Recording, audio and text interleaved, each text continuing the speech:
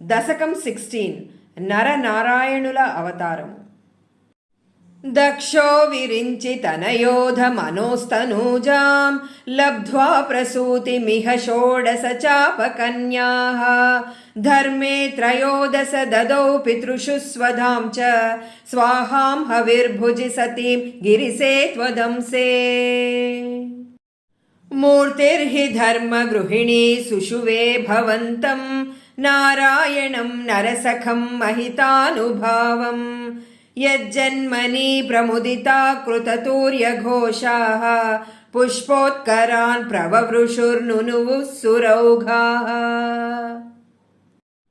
దైత్యం సహస్రకవచం కవచైపరీతం సాహస్రవత్సర తపస్సమరాభిలవ్యైః పర్యాయ నిర్మిత తపస్సమరౌ భవంతౌ శిష్టైక కంకటమముం న్యహతాం సలీలం.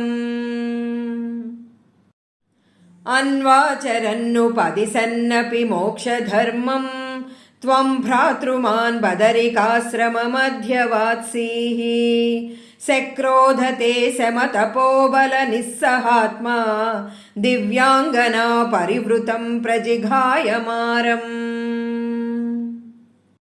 కామో వసంతమలయానిల బంధుశాలీ కాంతాకటాక్ష విసిఖైర్వికసద్విలాసైః విద్యన్ముహుర్ముహురకంపముదీక్ష్య చ త్వాం భీతస్త్వయాధ జగదే మృదుహాసభాజా.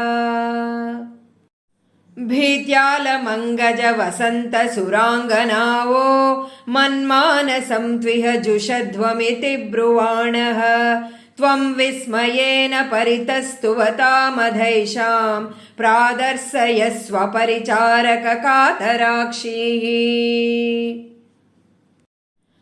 సమ్మోహనాయ మిలితా మదనాదయస్తే త్వద్దాసికా పరిమళై కిల మోహమాపుః దత్తాం త్వయా చ జగృహుస్త్రపయైవ సర్వాసి గర్వ శమనీం పునరుర్వసీం తాం. దృష్ట్వోర్వసీం తవ కథాం చ నిశమ్య శక్రః పర్యాకులో జని భవన్ మహిమావమర్సాత్ ఏవం ప్రశాంత రమణీయతరావతారాత్ త్వత్తోధికో వరద కృష్ణ తనుస్త్వమేవ. దక్షస్తు ధాతురతిలాలనయారజోంధో నాత్యాదృతస్త్వయి చ కష్టమశాంతిరాసీత్ येन व्यरुन्धस भवत्तनुमेव सर्वं यज्ञे च वैरपि सुने स्वसुतां व्यमानीत्.